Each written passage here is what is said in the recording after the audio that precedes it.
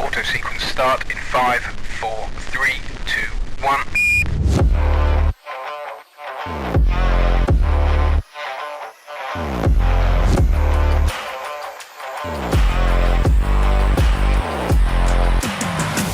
Well, hello there.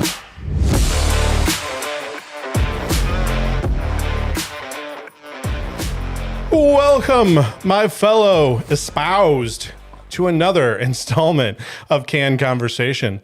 My name is Andrew, and with me, as always, my good friend Steven. What's up? What's up? Tell me, my friend, did you pour a little out this past week for Coolio? As unfortunately, he went to the ultimate gangster's paradise. He did. That's sad. R.I.P. Makes me sad. He was a good one. Love some Coolio. I do love some Coolio.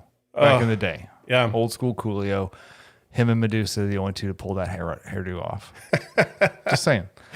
And as we get into today's conversation, it's actually going to be somewhat apropos because Laura and I, we're going to talk a little bit about weddings and stuff. But when I first met Laura long time ago, is there one an of the announcement first... you haven't told us about you need to plan a wedding? No. Oh, it was a wedding I had a long time ago. Oh, okay. But when we first met, one of the first songs that we would listen to in the car as we were driving home from work was that 1, 2, 3, 4, something new. So holds a special place in my heart. Nice. So awesome. All right. Well, as is our special place in the podcast universe, one of us brings a new, unique, or rare canned beverage to try. While we lap up its contents, we will do our very best to entertain you with our take on life's most interesting topics. Today's being weddings, marital traditions, and should we still put a ring on it? Question mark. Question mark. Later in the show, we'll review and rate the canned beverage and let you know if you should try it while enjoying some Bavarian sausage and sauerkraut at your next Oktoberfest. Or this one. Oh, yeah, right. Like the one that you should be going to right now. Right. Because it does, I think they usually go till about the first weekend in October. Unless you're where we live and they do them in September for some odd reason that we have Oktoberfest at the last weekend of September. Well, I think that's how the tradition is. It's I don't like that. Run up to October. It shouldn't be. Oktoberfest should be in October. October with a K, by the way, as well. Oktoberfest. Is that it? Okay. Yes. And we are live on this episode, so Absolutely. Welcome to all of our live participants. We see several people have already joined us. Thank you very much for joining us. We love when we have you along for the listeners. conversation. It makes it so much more entertaining. It does. Feel free to jump into the chat, post your thoughts and wishes and jokes and anything else you wish. Now, Chats, Steven, wishes, and jokes. Steven tries to, kind of keep a monitor on the chat situation, but we are a two-man show, so sort of like texting and driving, it's a little bit difficult. So keep with us. I'm male, so I usually can do one task at a time. Asking me to do two things at a time is tough. So, all right. So as is our tradition, let's bring in the can. I'd like to thank you all for coming to my wedding. First, I better go in there and propose to the girl. If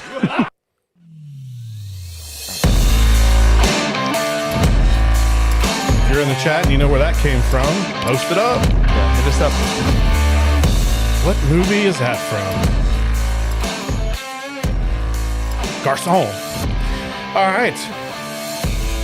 So I have the can today. Now, I will preface this by saying this can came from one of our devout listeners. Nice. Someone that listens to every episode and has been there since the beginning. And that is my lovely wife. Again, because this is a wedding type episode, and you'll get the gist of it here in a moment. I don't really recall the reason for her to give us this can, but she saw this, and it is from Cutwater. So we'll reveal here Yeah, that you talk, I'll show. it is Cutwater Grape Vodka Transfusion. And she saw this and said, "Hey guys, I think you would like to do this." Now we've done a number of other Cutwater spirits on our show, so not something brand new in terms of the maker, but this being a grape vodka transfusion. I don't know that we've ever had a grape flavored beverage on the show, and it does have some golf balls and golf tees. And on the can, it says, "Time for another round. The cure for your triple bogey, made with our award-winning vodka, ginger beer, and grape juice. This refreshing elixir is ready to enjoy on or off the course." It's 1.5 shots of Cutwater vodka. And like I said, has some ginger beer and grape juice in it. So I think my love of golf is probably one of the reasons that she suggested it. Also, the fact that it's grape. It's like, hey, guys, you do this kind of crazy stuff. I will say this is the least percent alcohol by volume of Cutwater I've ever seen. It's only 7%. That's what surprised the hell out of me. Yes. I looked at them. That's the first thing I looked at when you said it's Cutwater. I'm like, oh, man. Right. This is gonna kick We're about me. to get loaded. Yeah, this is going to be a special episode. But it's only 7%. It's not bad. Right. And it's gluten-free. And it's 12 Florida ounces. So I think I can handle it. All right. Unlike most Cutwater stuff.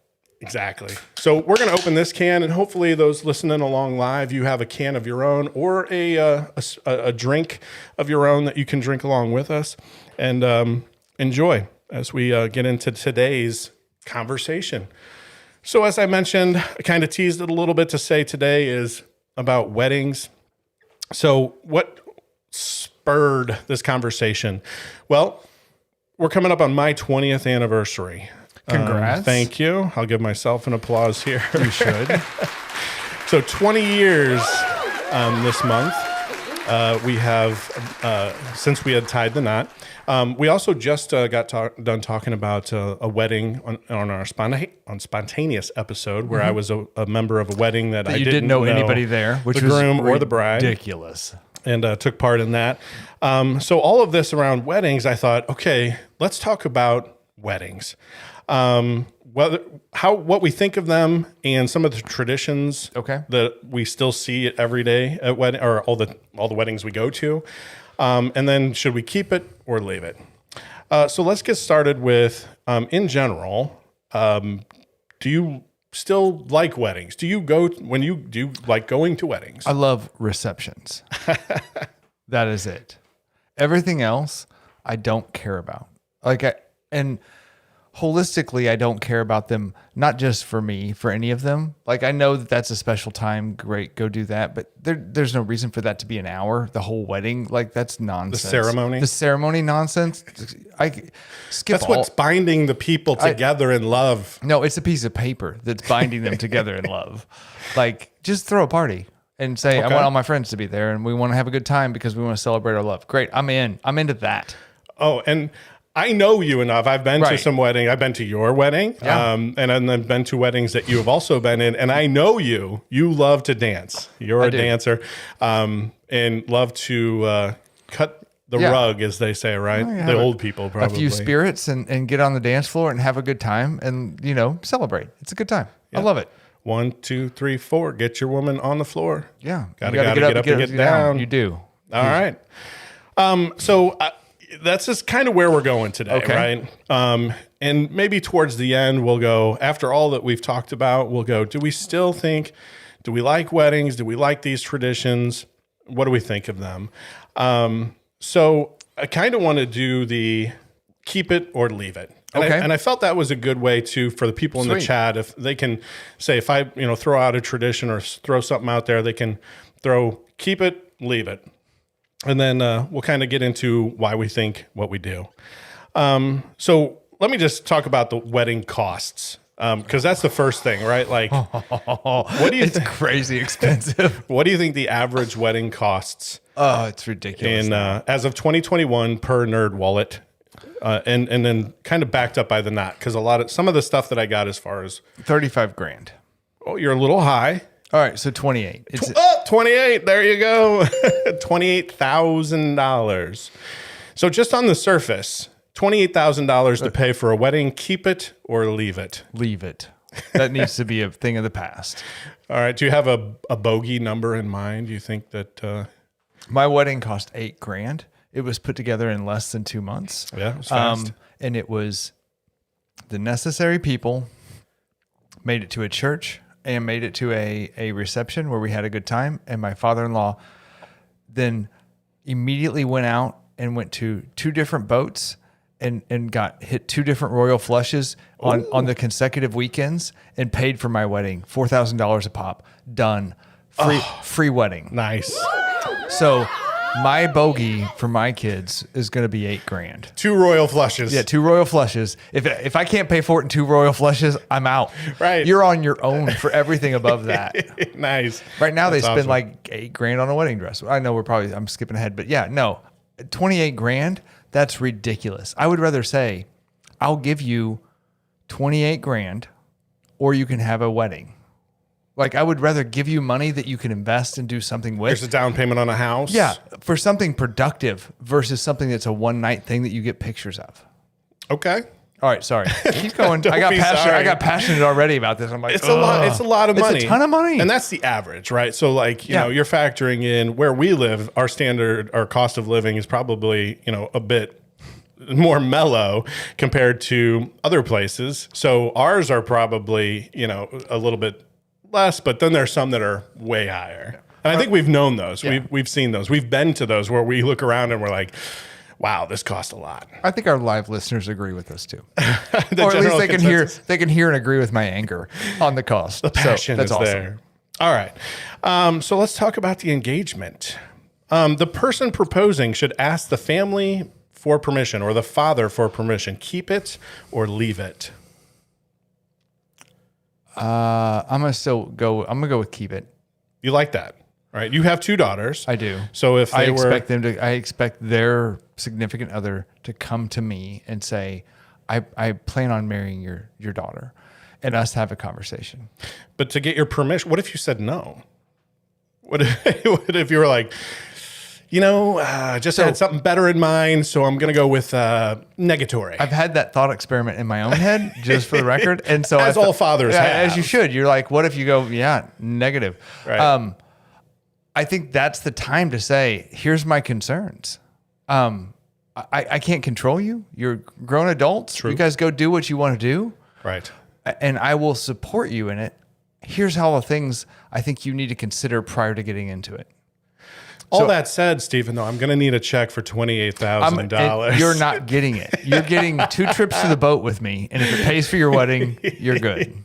2 royal flushes. 2 royal flushes, and we can then get we'll out of talk. here. Yeah, Then we'll talk. then it's fine. And if you hit them, even better. That's gonna Right. that'll give me the yes. Yeah. That's awesome. Agree. I don't know. Like for that one, I think it's kind of weird to where you say at? the permission is needed. I think that's kind of old school. I think is. it's kind of nice maybe for a heads up before maybe it's put out there on Facebook or Twitter. Yeah. And you know, I want to be involved in the thought process, because you're not just marrying my daughter, you're marrying into our family. Exactly. And I want the ability to talk through that, I think, as a father. So are you the Right. same? yeah, probably less of a coach than like you tend towards that coaching. I can't help it. It's a mentality. I would just like to celebrate with you on a very much more personal level than finding out via other means. And I want to be involved. Yeah, for sure. And I don't have to be there when you propose. I don't have to be Right, part of that. right. But I want to be part of the, like, I don't want you to go, hey, we got engaged and married last week. And you're like, what in the hell is wrong with you Right. people? So, yeah. All right. So still talking about engagement. Let's factor in, this is for non-same-sex marriages. The man should be the one who proposes on one knee. Keep it or leave it. Damn it. Keep it. I kind of like it as well. You know, like gonna go with keep it. I did it. You know, and it felt kind of cool, right? Because you're like, I know this is an excitement. There's a build up, a bit of anticipation of, You had like 6 years of build up for you. It wasn't that long. It was like a decade. It was like 4. Like the anticipation half. must have been killing your wife. Like, when is this going to ever happen? She asked a few times if we thought that there This would was be going that marriage direction? involved. I'm like, hey, you know, we're Did still you ask her early. father? No, her father wasn't not really in the picture, but I asked her mother. Okay. So yeah, well, and it was less of an ask, More of a tell? It was more of a hey, let's have a conversation. I'm preparing to ask for Okay. your daughter to marry me. I'm just wanting to let you know. Do you have any questions? And I'm pretty sure if she's been involved this long in this relationship, she's going to say yes, right? Because she was excited. yeah. Yeah. So, all right. So we're good with the bending the knee, doing the traditional. It's kind of cool. There's something to it. And There if is. you're in a same-sex marriage, then any one of them any person in that That relationship. makes it can- easier because either one of them are available to And do really, even in a non-same-sex marriage, women propose nowadays. right? I mean, if your wife had proposed to you, would that have taken anything away from it? Just I know we're not going to try to delve deep into crazy stories, but I told my wife after 3 months, I go, "You're the person I'm going to marry," and she told me I was full of absolute S. Like it was like you're on crack, and I'm like, I'm just telling you now. I knew. So no, I think she was still a denier, maybe up until a year ago, that she was going to get married to me. I don't think she would have ever done that. I do think it's probably okay. I just think there's something vulnerable about asking somebody to marry you. To say, I'm going to put myself out there. I think we both have good assumptions, right. but I'm going to make the commitment. I think there's something about that. Right. Will you be my best friend forever? Yeah, that's weird. That's like a dog.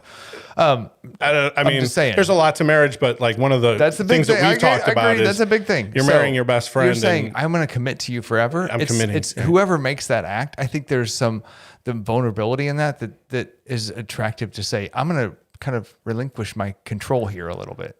So either one can do it. I just think it should be the guy. And kind of compounding off your point, right on. When I asked Laura to marry me, I said, when I got engaged, I said, I could be married today. The wedding is more something that you are looking forward to. And I'm ready to be, I'll be there with you in the wedding. But as far as the marriage itself, when I proposed, that is the day I'm like, we could be married today. And all good. All good. This is the package right here. Right. It's all wrapped up. The wedding is the icing on the formality cake. crap. Right. Yeah. It's for everybody else to celebrate with us, right? The irony behind you saying the icing on the cake. Keep going. All right. Long engagements, 5 to 10 years. Oh, keep it or leave it? Leave it. You either know or you don't know. That's an interesting one to me, right? Like, yeah, some of the longer engagements where we got engaged, but we're going to take this, and 6 years from now, we may get married. That's interesting to me as well, because again, coming from my point of view where I was ready that day to be married, I was like, we could get married tomorrow. The average length of an engagement per the knot right now is 18 months. And I don't know if anything had to do, like the pandemic stuff has to do anything with that. I'd love to take that out of the equation, but unfortunately, some of that 18 months may have lengthened that a little bit where people were it's also part of the 28 grand is you got to plan a place that's probably booked for a year. So you're booking years out anyway. Like when Jen and I got engaged, we said we get married in like 2000 or something. Yeah, right. We got married in 96. Right, 96. And we're like, we're getting married in 2000. We were planning 5 years out. 4 years out. So, we were planning that. That was a long one. Yeah. When we got engaged, we said 1 year, and we were married 1 year to the day that we got engaged. We got engaged on the same day as we got married. Nice. Yeah. All right, let's talk about rings, engagement rings. It stands for the promise of marriage, the circle that is never ending, symbolizing your devotion and commitment, and the fact that it's 2 carats and $10,000. I'm going to stop you now and go leave. Keep it or leave it. Leave it. I'm doing that also for our live listeners. I appreciate as well. that. Absorb in the engagement ring process. How much should you spend on an engagement ring? What you do is what I found is, in my one-time experience is you find a woman with really small fingers and then big rocks looks like costume jewelry on her. Right. And so you're like, you need a little rock because it's proportionate to your finger width. And then she goes with that. And you're like, yeah, I'm in it for a 1/4 carat diamond instead of like a 8 carat diamond or some nonsense. So yeah, I say leave it. So what is the purpose of a ring nowadays? Like, do you think that rings still hold relevant? No, it's just a relevancy. Show. No. Okay. It used to be to symbolize eternity and all that kind of fun circle stuff nonsense. But now it's just like, I'm going to put this on Instagram, show my friends and make people feel jealous. Well, shut up. Nobody needs that. That's not a thing. So rings meant to make your partner happy or to make their friends jealous.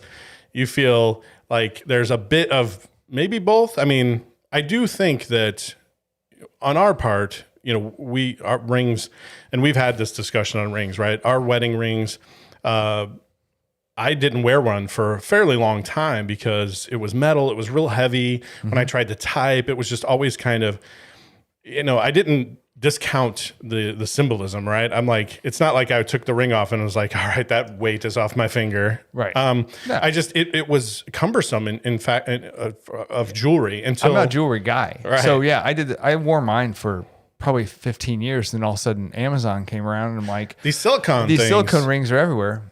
Done. And so, yeah, I can order like a 5-pack of those for $11 or something. Right. I'm like, these are great. When I'm working out or if I'm like, I'm active. At least I used to be active. I'm semi-active now. But yeah, you go out and like having that big metal ring sucked. And it doesn't mean I love her less. It just means I don't like wearing jewelry. Yeah. Like that ring is, not to mention my knuckles got fat and it started not to be able to come off. And I'm like, if I put this back on, it may never come off again. And when I wasn't wearing the ring, Laura mostly didn't say much about it, but every once in a while, then she would say, "Oh, I wish you did," and I would say, "Well, is there a reason? Like, do you think that I'm going out and not having a ring so that I don't look married, or like?" And it really wasn't that. So I think there's different schools of thought, right, on the ring. So did she ever say, "I guess we're not married since you're not wearing your ring"? Well, we had a running joke of, we're going to be single today, right? Like, because I wasn't wearing a ring mostly, and then she would, for her work, she's a baker, right, and would be, hands deep into a lot of that, and she would take hers off, and I'm like, all right, then she would go, we're single today. Perfect. But yeah, so we've probably all heard too that like millennials are sort of going away from diamond rings. Do you buy into that or not? I buy into millennials being weird and trying to do different stuff. So sure. I mean, I personally don't care what that ring is. It should mean something to the two of you. Other than that, don't think it matters. I don't think it has to be diamonds. I don't think it has to be anything. I think it has to be 3-month salary rule that was made up, by the way, by De Beers, just a FYI, in the 1930s, because before then, they weren't like diamond rings weren't really the popular. Right. It's just a gold band, wasn't it? Yeah. So but the diamond company was like, we need to sell more diamonds. Right. So De Beers got on this kick. They originally said it was like 1 month, and then it kind of increased in time to 2, and then to 3. The average cost right now is $6,000. But what I'll tell you is that millennials really aren't going away from diamonds per se. And that's different than what most people think. However, I will say they're going away from natural diamonds and going into synthetic and diamonds. Created. And the reason for it is lower environmental impact, and also the lack of human right violations, right? Like they're in tune, right? Yeah. No blood diamonds here. Right. So they're actually buying a lot of synthetic diamonds, which I think not everybody was sort of aware of, and that was kind of new to me. So they're still spending the money. So it's not like millennials aren't spending some money on engagement rings. They're just doing kind it of with a different intent. Yeah. Yeah. All right. Well, I still don't think it needs to be a diamond. I also don't think it needs to be a giant diamond. So I'm going to go with leave that crap alone. You do something that you think is going to make a impact and make a meaningful commitment to that other person, whether that be... What about tattoos? A lot of people now are getting tattoos. I know at least 2 or 3 people. Yeah, that can't be undone. No. No tattoos. I'm going to go with leave that. That is truly, if you say it can't be undone, which they do have a ways of I agree. Taking off tattoos. But let's say it was permanent. Now that is a permanent fixture where you're really calling out your devotion to your significant other. So I'm just, I guess I'm more opposed at putting like someone's name across your chest than you're like a girlfriend, right? Or whatever. Like what is wrong with you? Big sailor tattoo on your arm. It's like Judy, and then you have to cross it out because you start dating a girl named Marlene, and you're like, now I got to put Marlene on my arm, which is fine. Perfectly good. I'm just saying you're not good at commitment if you're having to scratch people off. No, I don't know. I'm just not a big I think there's something about having a tangible item that is a symbol for me. I don't know. Okay. I don't know why. So don't go. Let's delve into that. I don't have anything deeper. So you're okay with rings? Don't have to be expensive. Don't have to be show off. Don't have to be tattoos. But you're okay with the ring and the symbology there. Agree. All right. Yes. Whew. All right. The circle. Here we go. All right. Let's talk a little bit about the actual wedding. So we've gotten the engagements done. We got a ring on the finger, which you're okay. Put a ring on it. Let's do it. And now it's the planning phase. All right. So what do you think about prenups? Leave it, keep it. Think more people should do it? Less people should do it? Is that a bad word in the marriage? So I only know it from my experience because I don't have, I didn't make $1 billion and then find like right. a chick that's 20 years younger and go, well, we're going to do a prenup because you have nothing and I have $20 billion. Right. Like, I don't know what that's like. All right. For my situation, I don't think it's necessary in that if you're committed, you go, we share things. That's part of the agreement. This is the deal. Like, and if we get divorced, we share things. That's also part of the deal. It is what it is. I also think we've had conversations, I think when Andy was on here, around trusts and things like that. And I think you set up your money to say, this doesn't get sucked up in some sort of angry divorce, right? Like that it will go to your kids and there's a trust set up for that. Like there's ways to do the money stuff, right? But I'm not a huge fan of prenups, but I know that there's a reason why you have them. Like just how people are. Yeah. My take on the whole thing here is that I think there is a bit of a forward looking and realism that not always relationships work out forever. You want to know that, you want to think that going into a marriage, but it might be good to sort of solidify some things to go, if things don't work out, how do we amicably separate? Maybe the question they should ask then is, how do we figure out whether or not we think things are going to work out? What's the duration of time we need to be together and living like normal people, like a couple, and before we tie the knot and say that we are legally in the eyes of the state where the court can get to money, where are we comfortable that we're saying we're going to be together forever? Because there's no reason to get married if you're going, this may not work out. That's just date. So, that's what dating is this may not work out. Well, that seems kind of fun right now. That's part of my ultimate question here is, weddings, I think, have served a purpose throughout history, right? We've had them for a long, long time. This is not a new concept. Right. It's very old. But, kind of where we've evolved to in our culture and our society, do we still want to put a ring on it? Is the whole concept of a marriage even something that we necessarily want to do, right? There's tax sort of implications. Right. There's a governmental aspect when you get married, and then there's a religious aspect a lot of times for people that are religious. But if you weren't overly religious and, you're like, the tax implications are they don't exactly skew. Now, once you have kids, now you really get a tax break on that, right? But when you're married, it can kind of help you, right? The tax, you get when you combine your taxes, there's ways to kind of make it, but otherwise, why do it today? Agree. $28,000. You might just be able to save yourself and say, hey, we're living together. We love each other. We're committed, you and I. There's a way to do it without saying I'm into it I don't need to spend $28,000 to say I'm committed to you. In fact, if I have to sign a prenup and then spend $30,000, like to prove that I'm committed to you, I probably am proving the wrong points here. You can show commitment without having to spend that much money. And I'm getting a bunch of flack in our live chats for being a cheapskate. And they're like, anything that deals with money, Steven's out. He'll spend it on hunting and fishing stuff, but not on a ring.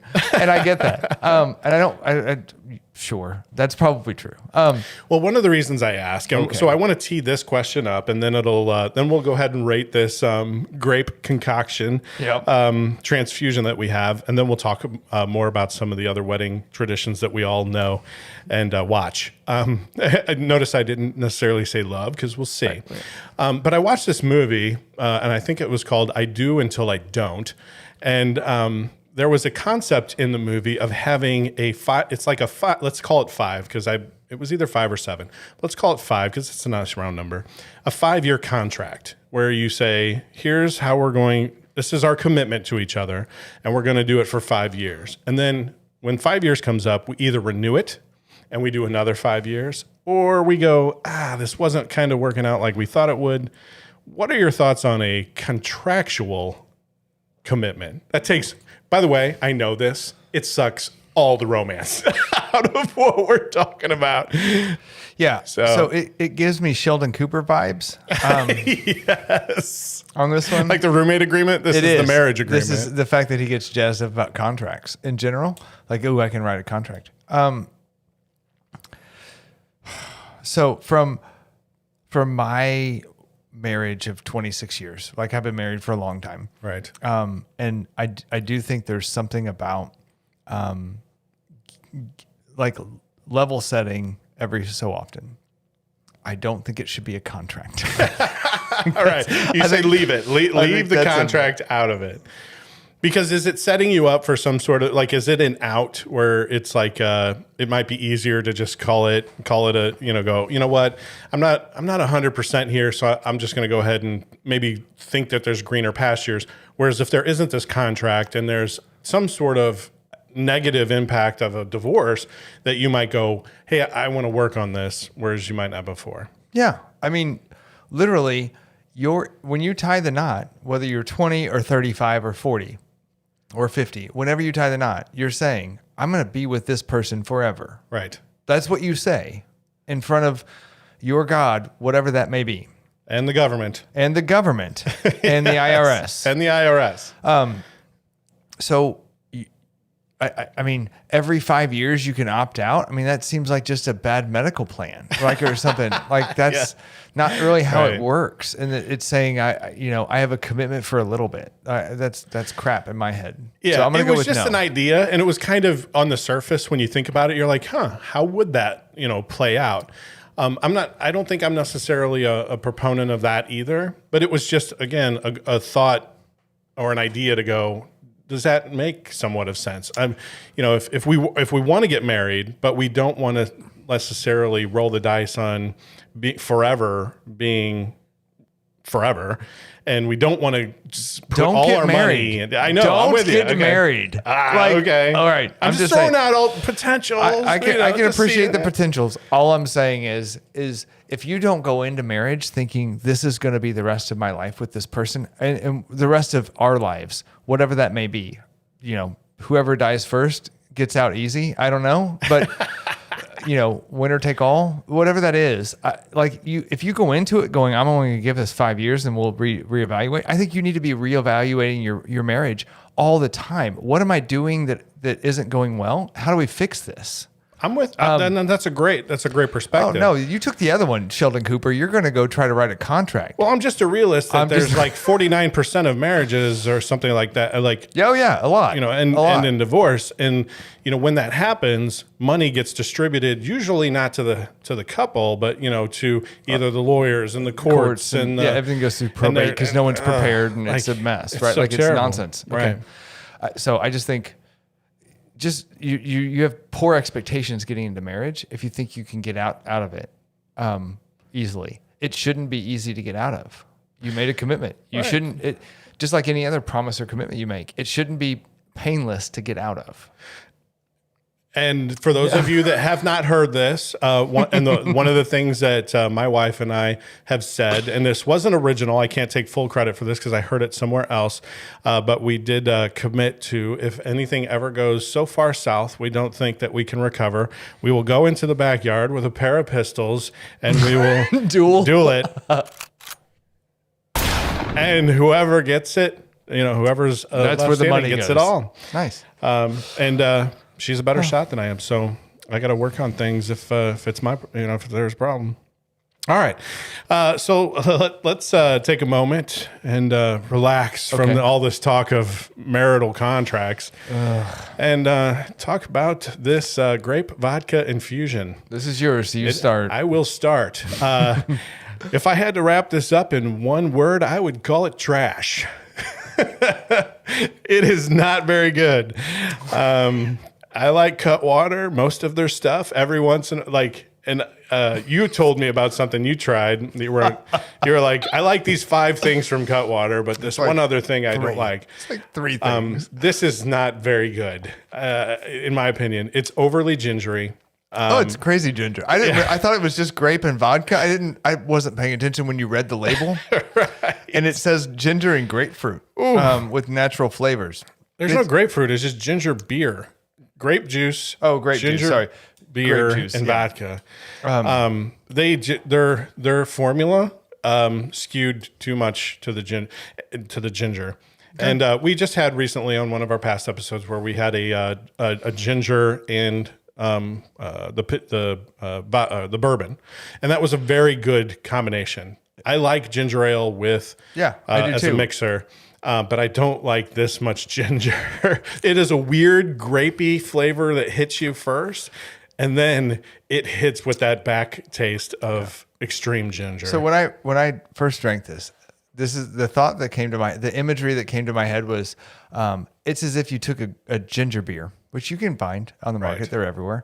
Take a ginger beer, and the next time the snow cone man goes down your street, chase him and ask him to hit that little squeezy thing of grape, like to make the top of a snow cone. And you're right. There's a weird, like, oh, it's a grape snow cone mixed with ginger beer. I'm like, what the hell? Oh, I really wanted to like this too. Like I wanted it to be kind of this, like an interesting grape-ish flavor. I don't know. I'm between a 1 and a 2. I like this. I don't know where you're at. Why are you at this? Where are you at with this? You're going to finish it, so I'll call it a 2. All right. If I didn't want to finish it, it would be a 1. But this, I'm going to finish it during this podcast, and I've kept a good poker face, hopefully for those watching, because I made sure I knew on a couple of our early live shows, you had made. A visceral reaction to something that we drank, and it was like, well, we kind of know what you think of it. So I'm like, all right, I'm gonna keep it stone cold here. I wouldn't recommend this. I'm going to give it a 2. Okay, I'm stuck somewhere between a 2 and a 3. No, I'm not. It's a 2. I lied. Yes. It's weird. It's not that it's bad, although you called it trash. It's just if I could separate those flavors out, I would love to have a grape snow cone right now. Right. And I'd love to have a good ginger beer. This is the weirdest with the vodka on top of it. I know it's weird. I'm not gonna lie. This is whoever let this through their quality control process is a mess. This is a mess at Cutwater. I think they really tried really hard. And if you're gonna put this through, make it 15%. If I'm going to annihilate me into liking it. Make it 30, right? Because I'm only going to drink 1. Make it worth my time. What are you doing? Yeah, I'm going to try to finish this. Like pina colada this thing, right? Like make it 14 or 15%. Yeah. And White Russian it. Yeah. White Russian. Like I only need 1 or 2 and it's night time. But you have to drink 4 of these. Yeah. Yeah. So if you're playing along at home and you wonder if you should get the Cutwater Vodka Transfusion Grape, our recommendation is a solid no. All right. It's definitely a 2. We're going to finish it. We are not necessarily buying. You're going to watch every drop go down this gullet. I'm almost done. All right. Mine. So let's talk more about weddings. All right. So again, keep it or leave it. Parents of the bride should pay for the wedding. Parents of somebody should have to pay for it. And I hate because I keep it or leave it. I'm going to get one of our listeners who's sitting here live who's like, Steven won't pay for nothing because he's cheap. Right. I have 2 daughters. I'm going to pay for 2 weddings. It just is what it is. I'm okay with that. I'm just not paying $40,000 for each wedding. Okay. Right? Is it a rehearsal dinner as parents of the groom? Parents of the groom pay for rehearsal dinner. Pay the $7 for rehearsal dinner. Parents of the bride pay $8 million for a wedding that no one remembers. Right. So should dowries be brought back? Like if you're going to pay $28,000, they maybe should get. Somebody should give me a cow. 2 goats. Well, in this day and age, maybe at least season passes to Six Flags or something. Something. I should get something. So I'm going to go with. All right. How about destination weddings? Keep it. Keep them. Leave it. Keep them. You like the destination yes, wedding? because you know how many people can go to a destination wedding? Not 300. All right. Like I'm willing to pay. Let's go to Maui. Like I'll pay maybe 28 grand. Take people to Maui. Okay. It's an experience for me. All right. If not, I'm just watching the bar tab at like the Elks Club going, this thing's costing me 28 grand. I haven't left my hometown yet. And like a bunch of strangers are getting wasted.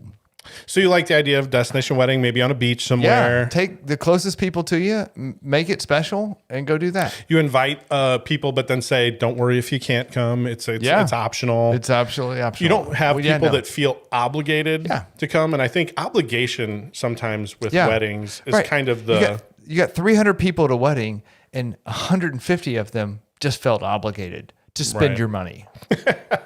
No, Right. go away. All right. So we love destination weddings. I'm for that as well. Keep it on destination weddings. I'm iffy on people paying, like daughters having to pay for, or bride side paying for it. And my wife and I have told our kids, we're like, if you want to do a destination, we'll happily jump on it. Like go to Vegas if you want to get married, by Elvis, or if you want to go to a beach, that's good. It is gets the experience. Yeah. And it's a fun time. It's an experiential thing, right? Yeah. Like there's more than just going to a church and a reception. There's an experience of traveling, which is cool. All right. Something old, something new, something borrowed, something blue. Keep it or leave it.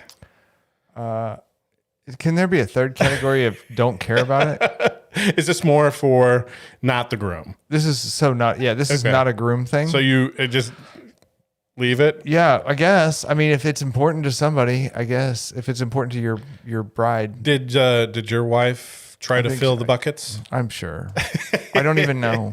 I know mine filled the buckets. A couple of were, it's something old and something borrowed, and right. You start checking. Yeah, you start checking off multiple boxes with things. I borrowed something that was new from somebody and it was blue, and you're like, I got 3 out of 1 covered on this one thing. And it's a bandana. All right, so it's just a tradition that seems to be there for the purpose of just having it. I couldn't really find it. It seemed like it was there was some value in old, like it tied you to your family, right? So I believe it to be. I'm sure it's tied in tradition of people passing on, your family. Yes, and I'm good with that. I love that, but I also think. Nowadays, there's a lot of people who come from, single family houses and or single parent houses and that kind of stuff. I don't know why that would stress you out. Like I don't have, if you don't have a father to walk you down the aisle, find somebody important to you to walk you down the aisle. If you don't have something historically, just simmer down and drink the grape stuff. It's fine. Stop making terrible. The faces. Anyway, if you don't have something blue that's significant to your family history that's gone back 12 generations, I don't know why that would get you down. Like, why do you care about that? Well, maybe it doesn't get them down. I don't know. Like, if they're freaked out about it. Hopefully, definitely not stress, right? Right. Like, don't do things that cause you stress. Enjoy I agree with that. The tradition of it. And if there's some family history behind it that you can pull in, awesome. Have a good time with your marriage probably won't fail if you haven't. If you don't have blue or old. Right. Agreed. The unity fill in the blank. Used to be candles, sand. But now it's... It just takes up time. I'm gonna fill in whatever the most unique thing is a person can think of. Leave it. It's a hardcore leave. It's a hardcore leave it because it takes up time in a ceremony that's just unnecessary. It's all these people sitting around watching you fill sand in a whatever. Stop. But there's many variations now. Yeah. I saw Candles. We went to a family wedding where they each put in their own kind of whiskey into a flask, which was kind of interesting. We'll do that at the reception on your own time and let me get to a dance floor. All right. So you're like... No, I'm like, leave it. I don't care. We're doing the whole unity thing as we're saying I do. Yeah. Do you take this man? Great. Do you take this woman? Sweet. Let's go to the reception and eat something and have a party. I think great and sweet are the traditional, I do. No. Great. I need to get certified as sweet. A minister online. How do I think I need to do that. I've done that and I've married a couple. So I can teach you the ways. All right. Only those on the address line are invited. Please don't bring your kids if they're not on the address line. I just wanted to bring this up because it seems like a lot of things I read lately, like, we've talked about being on the Reddit, and there's usually somebody quabbling about, should I bring my kids to the wedding or not? Well, you're supposed to look on the front of the envelope, and people are supposed to know how to address the envelope. So if the envelope does not have your kids listed, like and family, do you leave them at home? Yes. Or bring them? Leave them home. Okay. Do you prefer adult weddings only?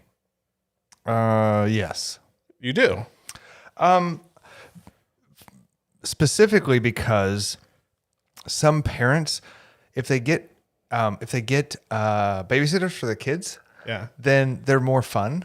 Yes. If not, they're leaving at 8:00 to take their kids, and like they're always worried. They're not enjoying the ceremony of it. They're only they're only worried about getting their kids the right food because chicken nuggets wasn't served, and their kids are tired, and then one of them's beating the other one to death, and you're like, God, you don't want to making a scene. Why are you even here? You're not even engaged in any of this. You brought your kids to a place that you're kidding, like you're parenting all of this crap. Just go home. Like, just go somewhere where you can be comfortable. It's so interesting because I think, there's sort of that that visual of, kids out there free spirited, dancing on the dance floor, running There's some around. of that that's fun. I get that. Yeah. And just, the kids are the spirit of this as well. Right. I don't know. I'm with you. Like, I've been to both, obviously, right? We've been to a lot of weddings. So the ones where it's adult only, I'm right with you. It seems like it's more adult fun if people can let loose. They've gotten their babysitter, and they're like, "This is a night out." Everybody's and playing on the same it. playing field, right? At that point, you're all adults. Everyone's okay, and they're not worried about. So, just to know, I was at a wedding a couple weekends ago, and kids were there. It was great. Everybody had kids there. It's fine. But later on in the evening, there's still some kids there, and there were some adults out on the dance floor who were super inebriated. Sure. And they were like, great examples of themselves. Yeah. And they're like, watch me break dance. And I'm like, one of these kids almost got kicked in the head and they got kicked and they got like, oh geez. Oh, it was crazy. It was a blast, but we're like, we need to put helmets on every one of these kids out here because these parents, these adults cannot not have lost control of all their limbs. Basically, like half of them were breakdancing, the other ones were flailing, one of them was playing with lights, and like, I'm like, kids are not safe out here anymore. Like, you need to put a helmet on your kid if you're going to keep them out here, or just take them home. It's like 10:30. Take your kids home, get them off the dance floor. Yeah, it's tough. And you got the open bar going. You got the music things are great, going. and people are having fun. But and usually kids, they in that atmosphere, they start going a little bit nuts, right? Because there's sort of this freedom. Yeah, there's no rules. At a reception, like, this is crazy. And there's all this music that is taking over the sound, and we can run around and we can jump out and. So there's somewhat of a fun, free spirit kind of aspect to it. But if I was the parent of anyone under 5, I would just choose not to bring them. Even if, I think when we had kids under 5, we just left them at home because we're like, they're never going to remember themselves? No, with a babysitter. Oh, okay. I'm like, you can't leave a 5-year-old by themselves. Well, I mean, we don't talk about that too much. But yeah, like, there was a certain age where even if it said our names and family, we would report back, there's just going to be the two of us because we're going to take this as a time to kind of get away from them, and we'll be focused on them all night if not. Yeah, that's all you do is you parent all night. And looking around, what are they doing? What are they doing? Where are they at? Right. All right. But the overall thought process too is respect who's invited, right? Don't bring extra people. That's one of my things that I'm like, it makes me laugh when like you see these or people are like, oh, they had a +1, but they brought 4.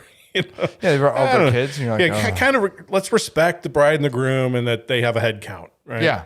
They're trying to meet a budget. I'm going to keep that. So. They're trying to meet $28,000, right? Like 20, right? Your kids' chicken nuggets are going to make them $29,500.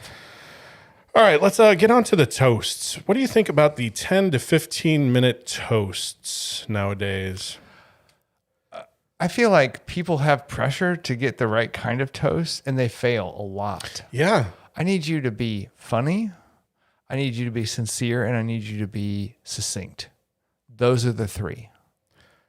That's it. What's the key to that though? Like in your mind, I know what my key is. So keep it or leave it. The toast that we have that seems to be prevalent today is like the 10 to 15 minute. Leave that. We try to shove in 4 or 5 stories. This is an elevator pitch. You have less than 3 minutes. In my head, 3 minutes is sort of your bogey time. Yeah, that's my bogey. Okay. You have 3 minutes to entertain me, inform me, and make me understand how good of a friend, companion, whatever you are, and why you're up talking and be taking up my joyful. time. Yeah. About what we're doing here. Yeah. Right. Instead of getting lost in the you're now the show. Yeah. And you're kind of making You were at my wedding. Do you remember my best man toast? I don't. You don't? So long ago. No, I don't recall it. So my boy Mike stood up and talked for 10, 15 minutes probably. And I love the toast, and I love Mike. And he talked about all of the old stories, and specifically one where we went to Canada, and it had nothing to do with my wife. Like literally couldn't have anything like less to do with her. And it was all about how I saved a cooler full of alcohol and didn't save any of our tents or camping equipment. All I did was we had 3 bottles of alcohol and vodka on ice or something. And I saved that. Look at you finishing your grapes. It off. I finished mine a while back, and then I dribbled it down my chin, and I got laughed at. So I think, not that I don't love Mike's speech.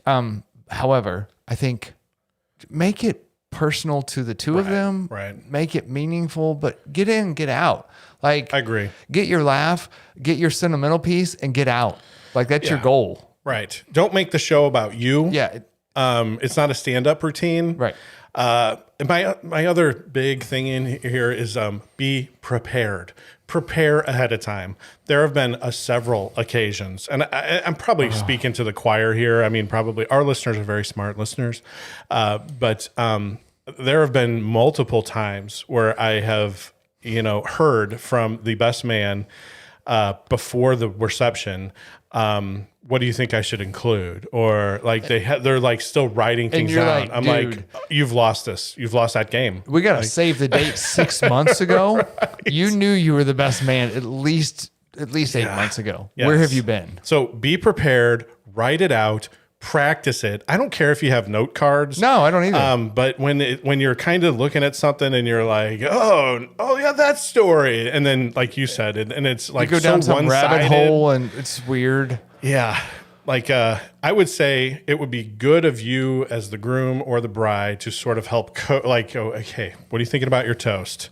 Let's, let's not make this an all day ordeal. But I would, again, get in, get out, make it succinct, keep the audience wanting more, right? Yeah. It's okay. If they laugh, leave them laughing. Yes. Like walk away. Yes, exactly. If they cry, leave them George crying. Costanza it. Yeah, absolutely. Right.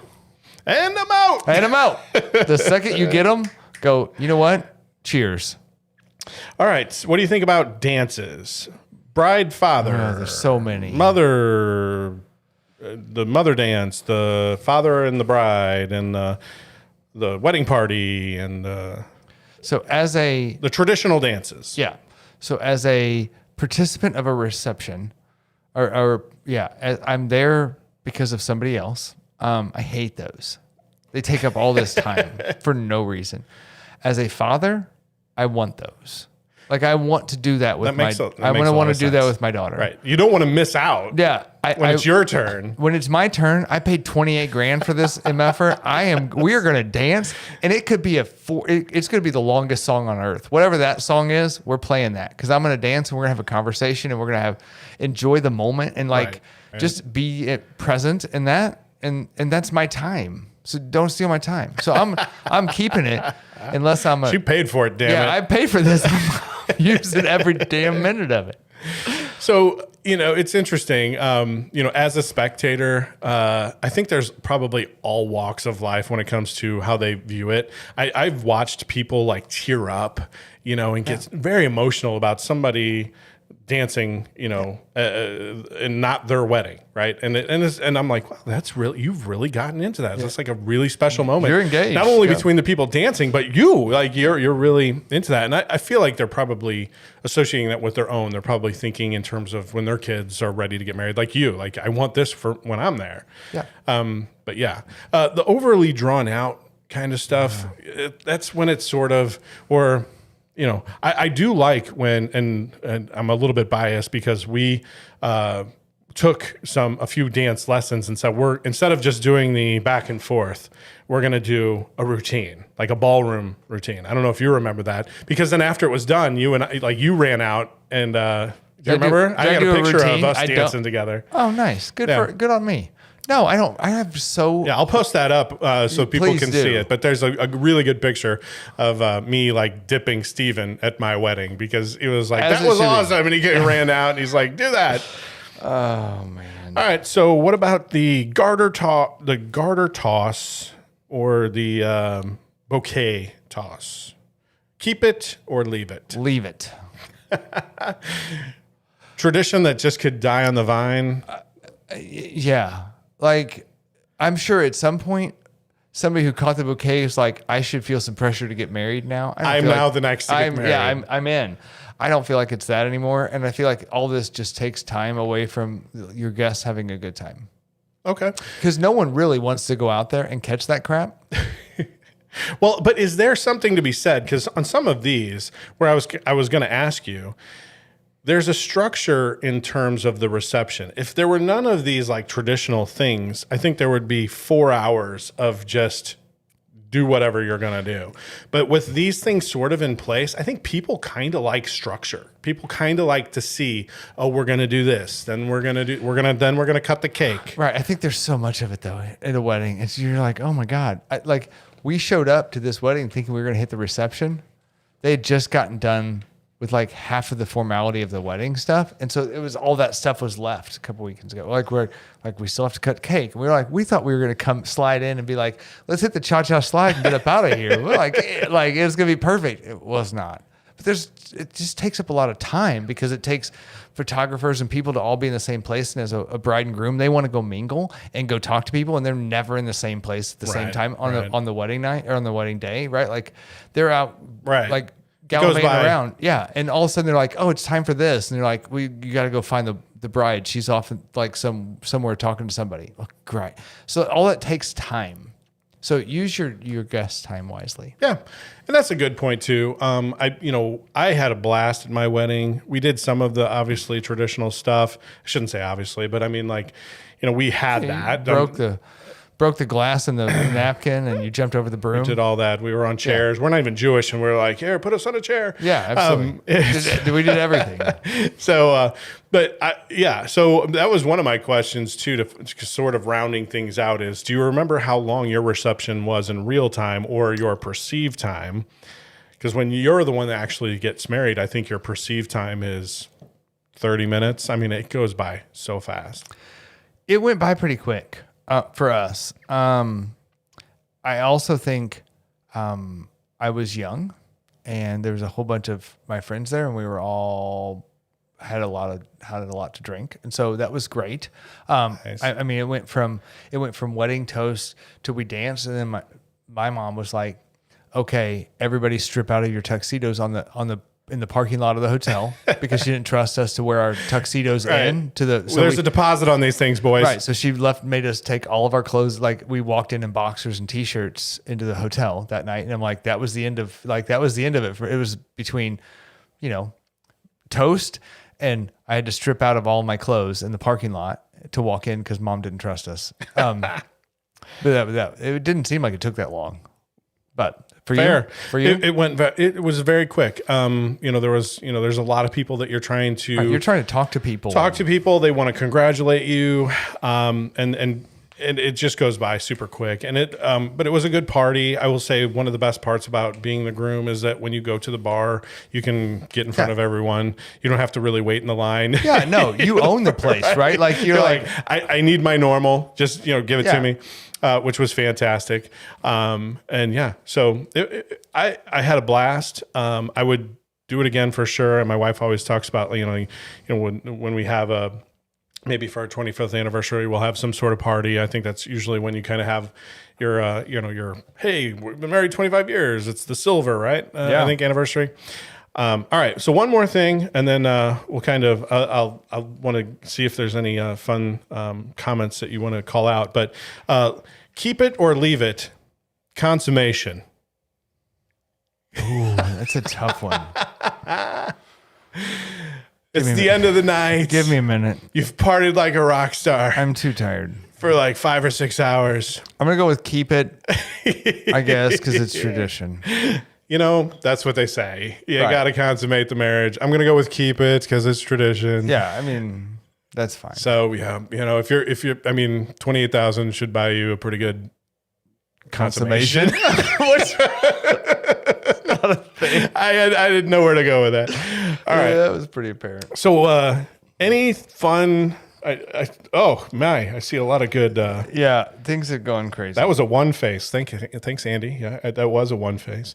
A lot of good stuff there. Anything to highlight? Oh, I mean, it's been the whole time. And I've tried to respond back to our fun listeners online because that makes me giggle. Yeah, there was a phase where we were going through Steven's a cheapskate, which I appreciate. Do you know how many blinds I can buy for $28,000? But we also had a listener, which makes me laugh, also talked about how their significant other proposed to them multiple times and they said no, and then they proposed as the male to the female, and she said yes. Very nice. So I had no idea that even happened. We know this listener well. Okay. I thought it was crazy. I'm like, that's a great story, and I can't believe you guys are still together after that whole thing. But still, oh man, Takes good two times. to It does to make the thing go right. Everybody's got to be ready at the right time. So. All right. I love the participation, though. I love that folks join live. Conversation was awesome. So thanks, guys. I think, my final thoughts are I appreciate weddings. I think that they hold a place. I think it involves family and loved ones celebrating, a huge milestone in your life. And mine was 20 years ago. So happy anniversary to my lovely wife, because I know she'll be listening to this. Probably not live tonight. I know she's got a lot on her plate. But when she does listen to it, just happy anniversary for the 20 years we've been together. Nice. And, should you put a ring on it, maybe some of the traditions can be negated. But I think overall, the concept is still very much in play and valid and makes for great stuff. I don't know what else to say. But whatever goodness that is, don't drink Cutwater Grape Vodka Transfusion. It is terrible. So parting it's not thoughts? terrible. It's a 2. Your parting thoughts? My parting thoughts are be reasonable. Be realistic, set expectations well, you'll be fine. And do surveys all the time? Do surveys a lot. Gauge people's interests. Don't get married if you're not ready to commit for life. And understand that the amount of money you spend does not equate to how much love you have. Like, you don't have to spend $60,000 to commit to somebody for the rest of your life. You can just as easily commit to someone for the rest of your life and not spend that much money. True that. And not that I'm a cheapskate. I'm just saying I think people have way overinflated it. So do what makes you happy. Make sure you know what you're getting into and set your expectations well. And don't think that it's just going to be the way it is when you're 25, 20, 30, whatever you are. When you get, like, it takes work. Marriage is hard. Like, it's hard. It's so hard. But that's a topic for another day. It is. So R.I.P. work at it. Coolio. R.I.P. Coolio. Enjoy Indigenous People Day coming up on Monday. Feel free to reach out, leave any kind of comments, interactions you want. We'll go through the comments. I'll read them through. I didn't get a chance to, but I love doing that after it's all done. So thanks everybody for participating. Yeah. All right. Thanks you.